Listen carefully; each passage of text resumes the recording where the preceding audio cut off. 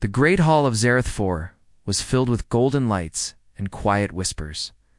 Nobles from across the galaxy stood in rows, wearing armor, robes, and proud expressions. At the center, on a silver throne, sat Queen Valara, ruler of the Zarethian Empire. Her violet eyes watched every movement in the hall, sharp as a blade. She was powerful, feared, respected.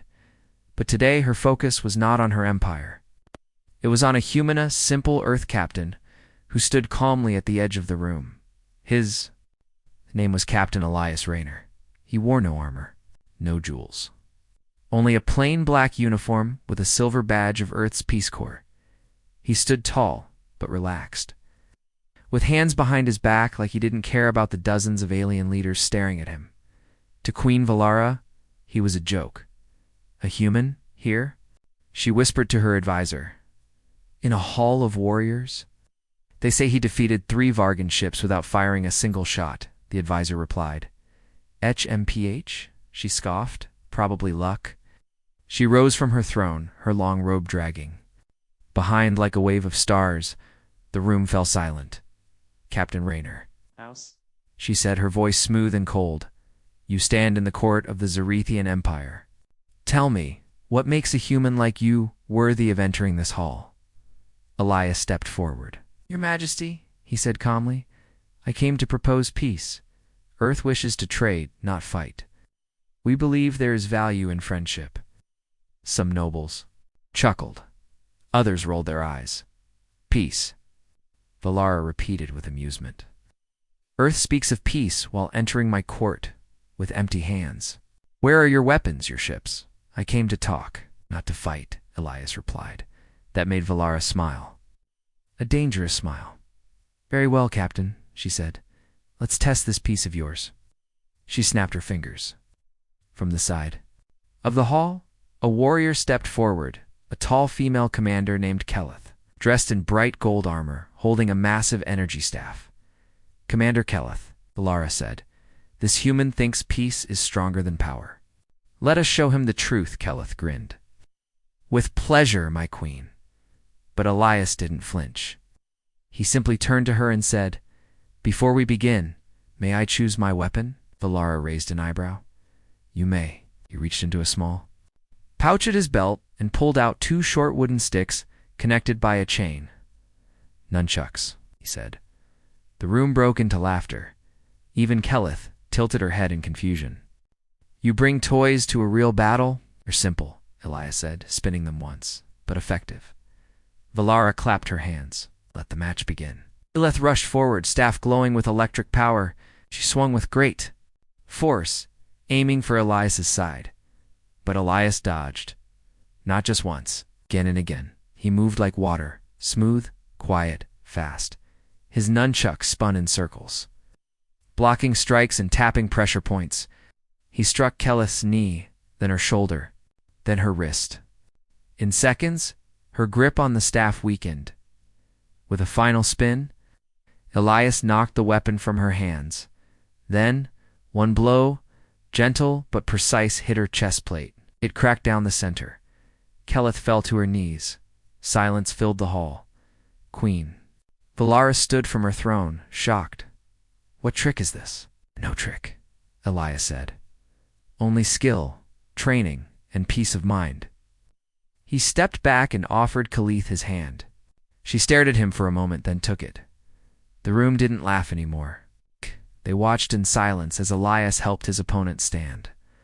Valara walked slowly down the steps of her throne. She stopped in front of him, eyes narrowed. You defeated one of my strongest commanders. With sticks, Elias nodded. Because I didn't come to win with power. I came to prove that humans are not weak. The queen was silent for a long moment. Then she said, Very well, Captain. You have earned your place at this court. Peace is not earned in one duel. You will stay here as my guest for now. Understood, Elias said. But in her eyes there was something else, a spark of curiosity and challenge to her. This wasn't over. She had never been humiliated in her own court. Not by a human. Not by anyone. Later that night, she looked out over her city from the high tower. Her advisor came to her side. Why let him stay? Advisor asked Dodvi. Lara didn't answer right away. Then she whispered, because I want to understand him, to know how he thinks. And then I will make him regret ever thinking humans could outshine royalty. She smiled again, but this time it was not cruel. It was thoughtful, curious. Something in her world had shifted, and she didn't know yet if that was good or bad. Far below, in the guest chamber, Elias sat quietly, writing in a small notebook. The queen is dangerous, proud, but not blind. She saw more than strength today. I wonder what she'll do next. He closed the book. Then he looked out the window, up at the stars. Queen Valara stood before the great mirror in her chamber, her golden armor reflecting the light of the twin suns. She wasn't angry yet, but she was thinking deeply. Never before had a guest surprised her like this human, Captain Elias Rayner. He had defeated Commander Keleth using simple wooden sticks.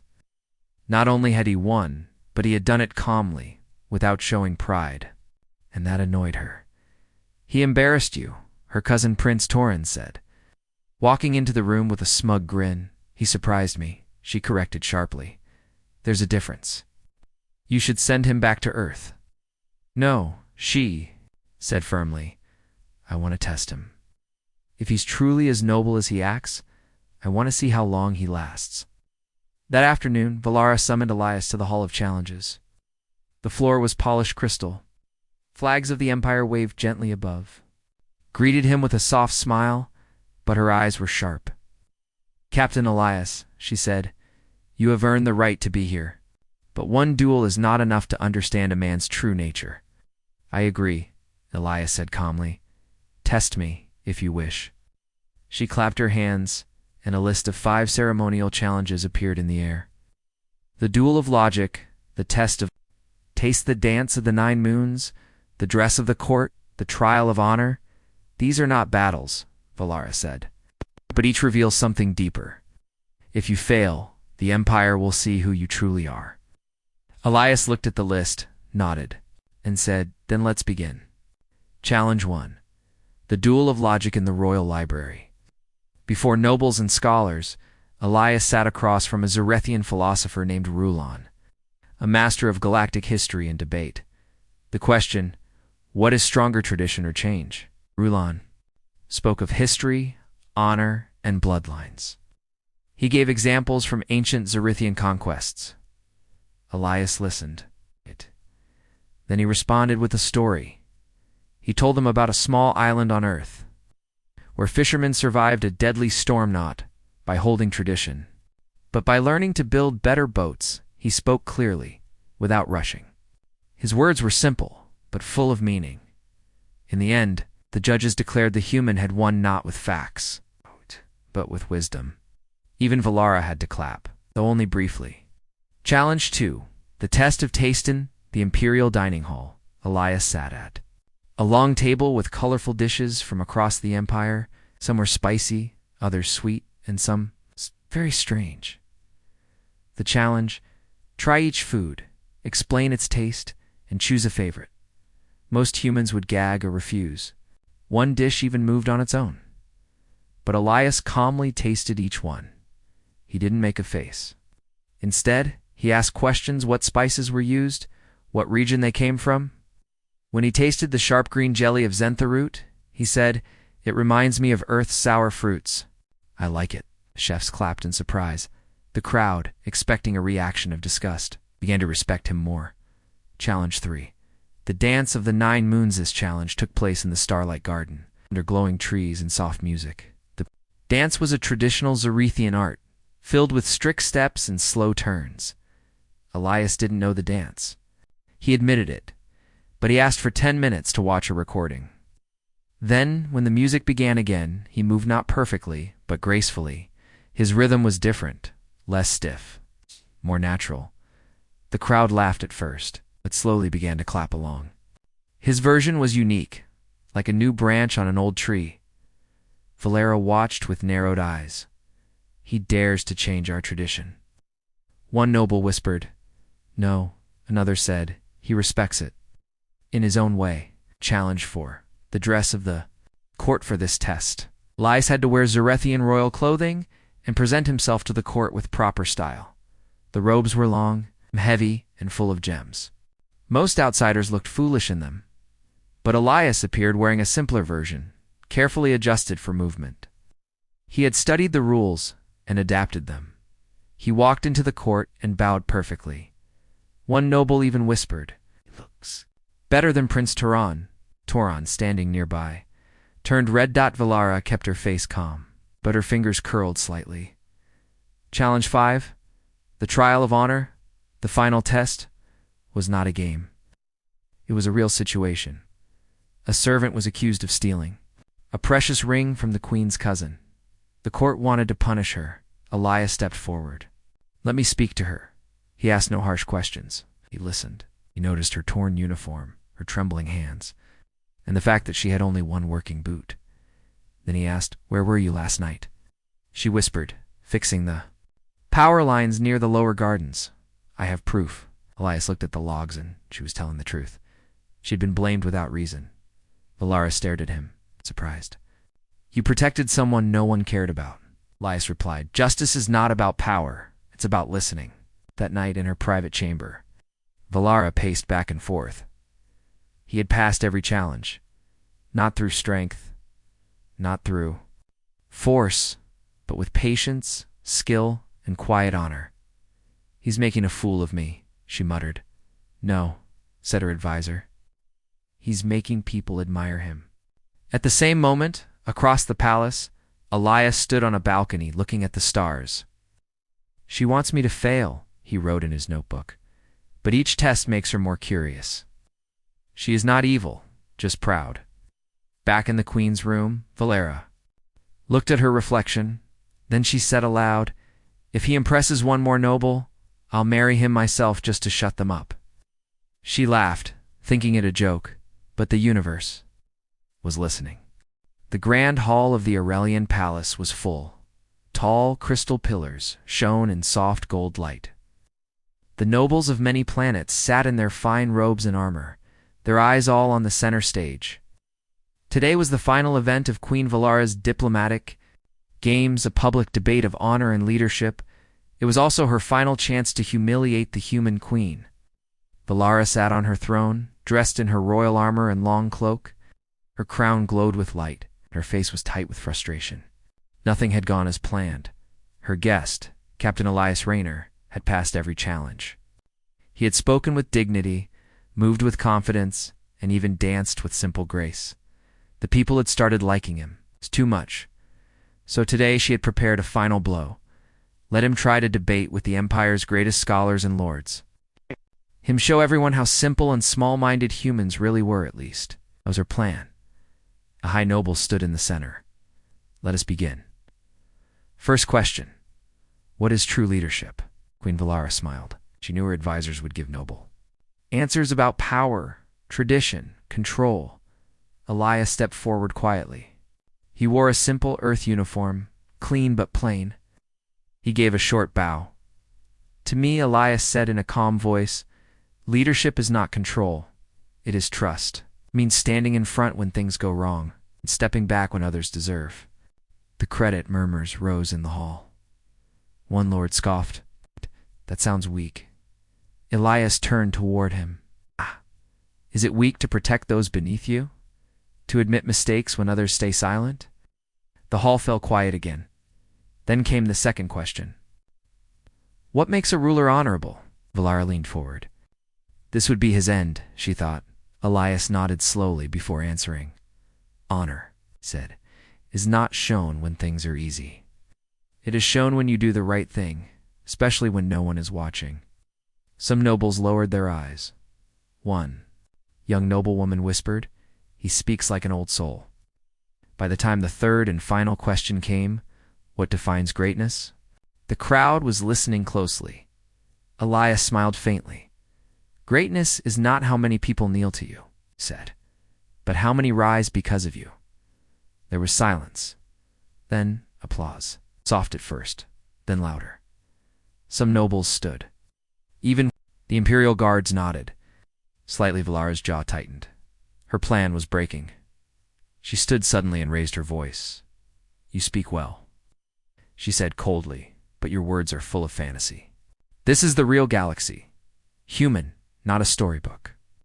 Elias turned to her. "Then let your people decide which story they want to live in." Gasps filled the air. Even Valara's advisors looked nervous, but Elias did not say it in anger. His tone was calm, like a man stating simple truth. Queen Valara's pride burned. She had lost control of the moment. To regain it, she said something without thinking fully. "If you impress one more noble human, I shall make you marry me as punishment." The hall went silent, then laughter. Some thought it was a joke. Others thought she was serious. Valara stood still, unsure now herself. But Elias didn't laugh. He looked at her, then bowed slightly. "I accept your challenge, Your Majesty." Now everyone was quiet again. Valara blinked. "What did he mean?" "I will not seek to impress," Elias continued, "but I will not hold back who I am either. If that leads to marriage, then so be it." The queen stared at him. The first time she didn't know what to say. Later that evening, Valara walked through her garden angry. At herself? Why did she say that? Why did he say yes? Was he mocking her? No, he had not smiled. His face was serious, respectful. One of her closest advisors, Lord Thalin, walked beside her. "You may have walked into your own trap, my queen," he said gently. "I was trying." To remind him of his place, Valara said, "But perhaps." "He has found a new place," Thalin replied. She turned away. "Still just a human, is he?" Valara had no answer. Elsewhere in the palace, Elias was alone in the guest chamber. He looked at the stars through the high window. He didn't want to marry the queen, but he also didn't want to run. He remembered his mission: clearly build peace, show honor, and protect Earth's reputation in the stars. And now, somehow, that mission had placed him in the center of royal drama. Still, he remained calm. He had trained for pressure. He had faced war. This was different, but not impossible. In the days that followed, Elias was invited to speak at small gatherings, not by force, but because the nobles were curious. He answered questions, shared human history, and even told a story about Earth's peaceful revolution leaders. He did not try to impress anyone, yet they were impressed by the end of the week. The nobles had made their decision. Queen Valara was called to the high hall. There, the noble council stood together. "By your own words," said Lord Thalin, "you gave your vow. And now many among us are deeply impressed by Captain Elias Rayner." The queen tried to speak, but they continued. "You must keep your word. Marriage is required, not as a punishment, but as royal law." She looked across the hall. Elias stood at the end. He didn't smile. He simply waited, not as a winner, not as a joke, but as a man who stood with dignity for the first time. Valara saw him not as a guest or a challenge, but as something she had never expected, an equal. The palace of the Aurelian Empire had never been so quiet. News of Queen Valara's challenge and the result had spread across the empire like fire. Everyone, from nobles to servants, from merchants to soldiers, heard the same unbelievable words. The queen would marry the human. But Captain Elias Rayner didn't walk with pride or arrogance. He moved through the palace halls with calm footsteps and a respectful silence. He did not treat the nobles like fools, didn't brag or make demands. He simply listened. And that, more than anything else, made the people curious. The first to approach him were the young officers from the Royal Military Academy. They had expected him to be loud or overconfident, but when Elias met them, he asked about their training, their hopes, and their fears. Then he offered to teach. At first, they laughed. What could a human teach trained royal guards? But then Elias showed them a strategy exercise from Earth's military schools, a game of movement and defense, using only simple objects and quick thinking. Within minutes, they were listening. Within hours, they were learning. Humans fight with the mind first, he told them, then with the body. Word spread fast. The human captain teaches better than our own instructors, one cadet whispered. Next came the royal musicians. They invited Elias out of curiosity, wanting to see if a human could understand Aurelian music, which used tones and frequencies not found on Earth. Elias sat with them in the music hall. He didn't know their instruments, but he listened closely. Then he opened a small device and played a soft earth melody, an old song from a forgotten century, filled with emotion and quiet beauty. The musicians stared, surprised. This is from your world. Yes, Elias said. A song about peace. We have wars, but we also dream. The musicians asked him to play it again, in the palace garden. 2 children from noble families were playing near the edge of a raised hover platform. The edge had a safety field, but the system suddenly failed. One child slipped in a blink. Elias sprinted across the garden. Without thinking, he leaped, grabbed the edge of the platform with one hand, and caught the child with the other. Guards came running. The child was safe. Elias had a scraped arm and a dirt-stained jacket, but he smiled calmly. It's all right, he said. She's safe. The child's mother, a high-ranking noble, was in tears. You saved her without hesitation. I've seen too many fall, Elias said softly. One more is one too many. That evening, Queen Valara stood in her private chamber, looking out the tall, crystal window. She had heard it all. He was teaching soldiers, inspiring musicians, saving children. Even the servants had begun to speak kindly of him. I do not understand him, she whispered to herself. He gains without trying. Lord Thalon entered quietly. Your Majesty, the people have accepted him. Have they accepted me? She asked sharply. Thalon looked surprised. Valara turned. If I marry him, will they say I lost? No, Thalon said after a pause. They will say you were wise enough to recognize strength when it came in a form none expected. She said nothing. Then asked, do you respect him? Thalon nodded. He has earned it. Valara stood still for a long time in the public square. Common citizens spoke about the strange human. He's not tall or glowing like other leaders, said one vendor, but when he speaks, people listen. My cousin's son trained with him, said another. He said the human captain didn't raise his voice once. He risked his life for a child who wasn't even from his world, said an old woman. What kind of leader does that? Across the stars, the story continued to grow. Not through the queen's voice, but through her people. Inside the royal library, Elias was reading scrolls about Aurelian history. Queen Valara entered, quiet as a shadow. You've become quite the favorite, she said. Elias stood and bowed. That was not my aim. Of course not, she said, though her voice was softer than before. She walked closer. I set traps, she said. You avoided them. I tried to mock you. You endured it, pushed you, and still you gained the heart of my empire. Elias looked into her eyes.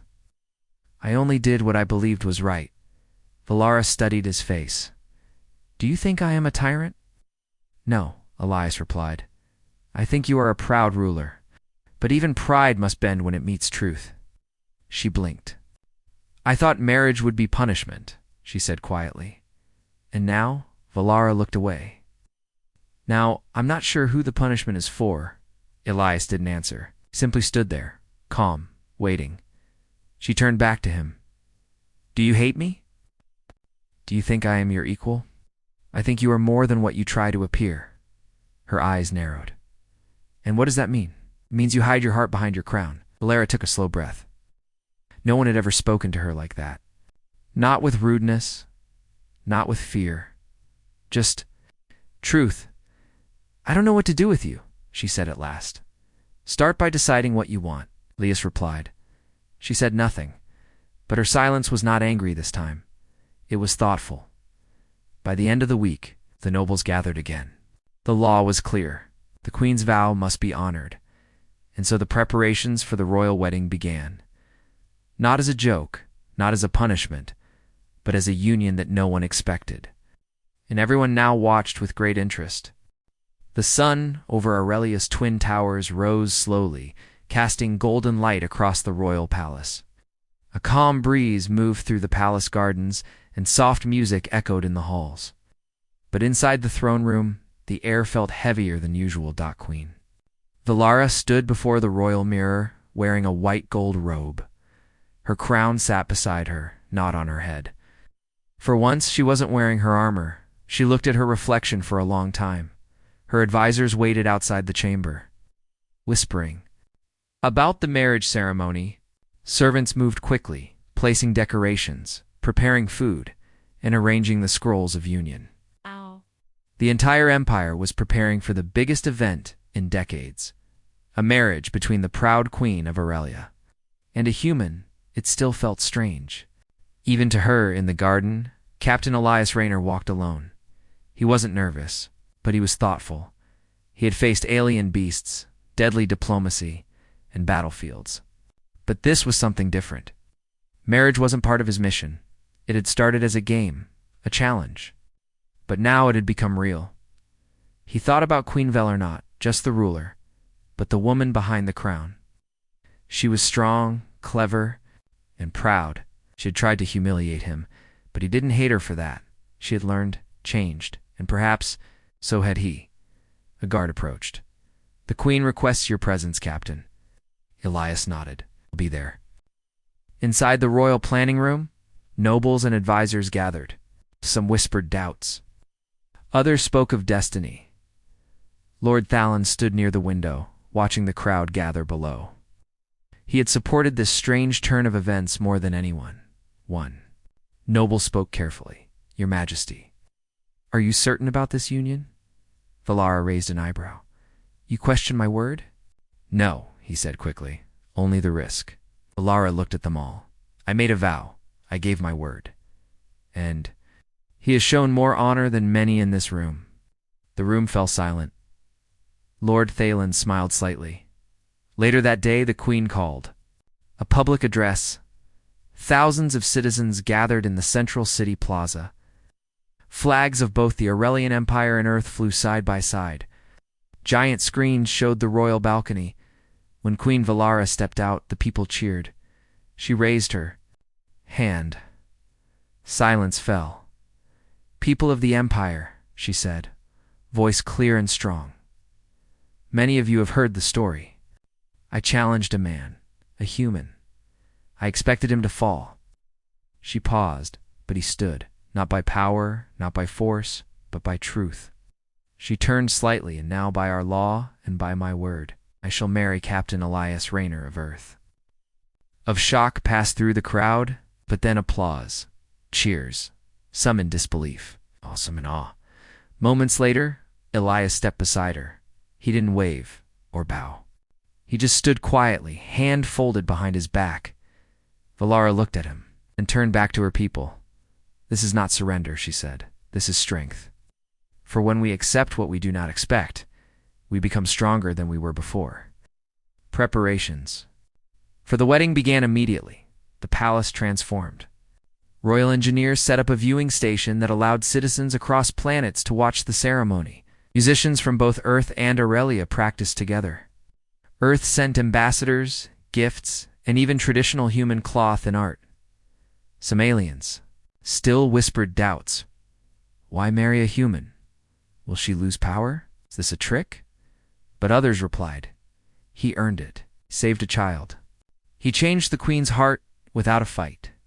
Valara met Elias in the royal garden, a day before the ceremony. She was not wearing royal robes, just a simple silver cloak. Her face was calm, but not cold. Are you sure you want to do this? She asked him. Elias nodded. It's not a punishment anymore. It's not for me either, she said softly. They walked side by side through the garden path. This is not how I imagined my rule, Valara said, nor how I imagined my mission. Elias replied. She looked at him. Do you believe we can make this work? He paused. If we speak honestly, if we listen, then yes.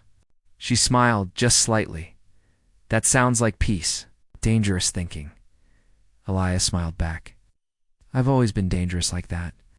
On the night before the wedding, Valara stood on the palace balcony once more.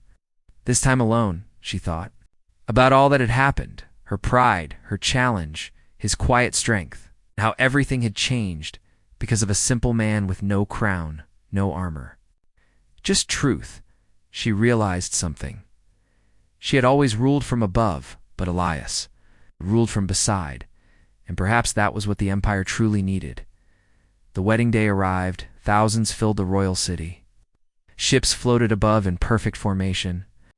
Lights danced in the sky. Valara wore a long robe, woven with golden threads from her home planet. Elias wore a dark ceremonial jacket with the earth emblem on the chest. The royal priests read the vows. They stood before each other. Queen Valara.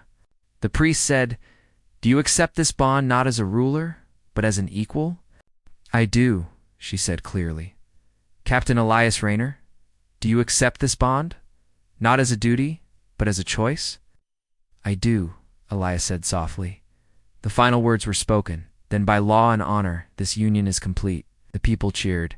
Firelights burst in the sky. Across the stars, millions watched, and in the hearts of many, a new respect for humanity was born.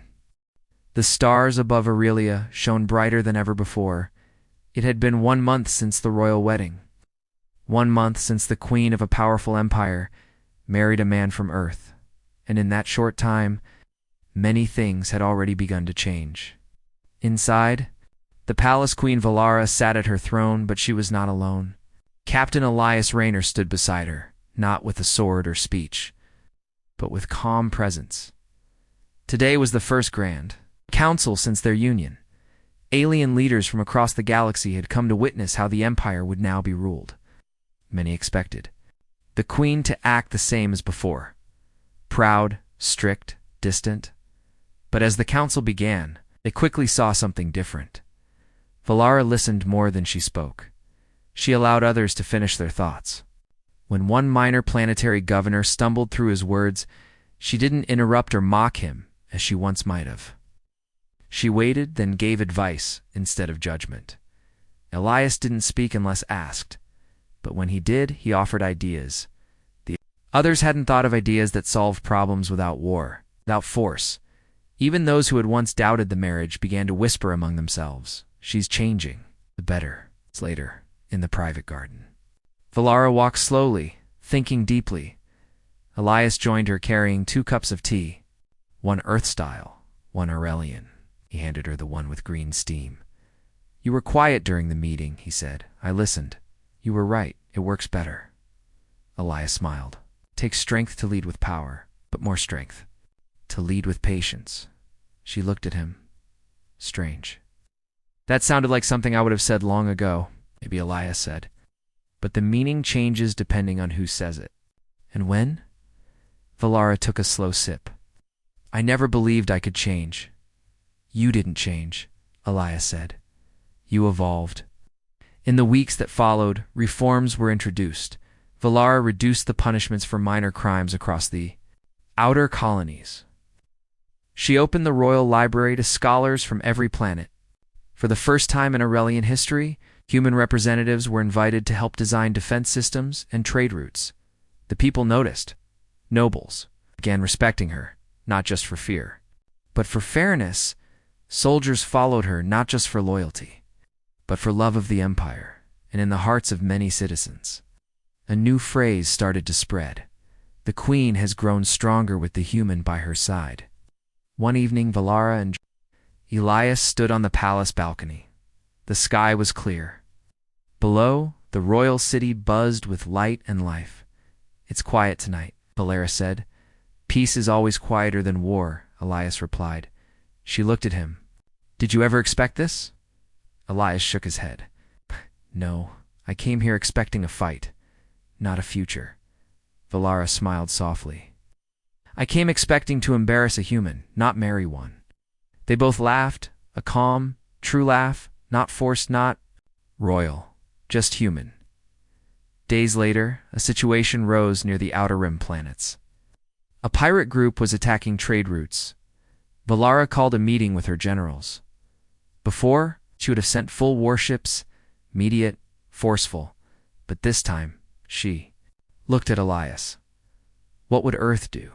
she asked. Elias leaned forward. "Send scouts first, then try communication. Show strength, but speak peace." The generals were unsure, but Valara nodded. "Double quotes do it," she said. Let's see if diplomacy works before war. It did.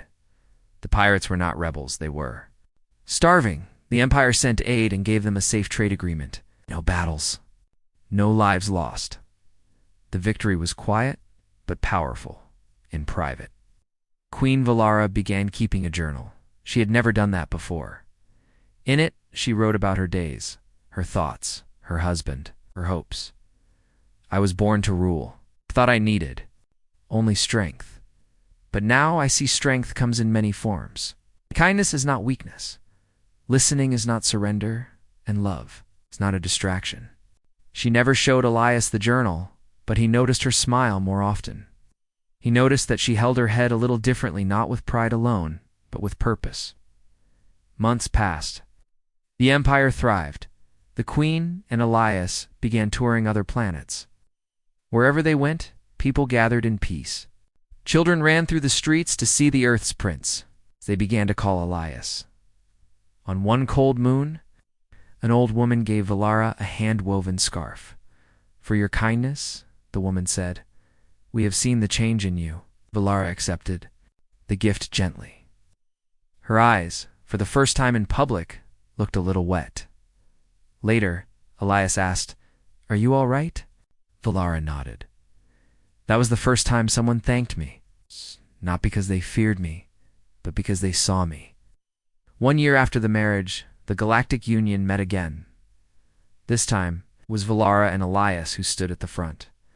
Valara gave a speech. I once saw humans as weak, but I was wrong. I was blind. I thought pride made me strong. But it was learning, adapting, and uniting that made me a true leader. Let this be a lesson to all empires. Never judge a world by its weapons or power, but by its wisdom and heart. Yep. Entire Union gave them a standing ovation. Elias stood beside her, saying nothing. He didn't need to. She had become more than a queen. She had become a symbol. That night, as they stood under the stars once more, Elias looked up at the sky. So much has changed. Valara nodded. And I don't regret any of it. He turned to her. Aunt. Even the marriage? She laughed gently, especially not the marriage. They stood quietly, hand in hand. No throne, no audience. Just two people from different worlds who had changed each other, and far beyond them, across 100-star systems, the story continued to spread. The queen, who tried to humble a human, fell in love instead.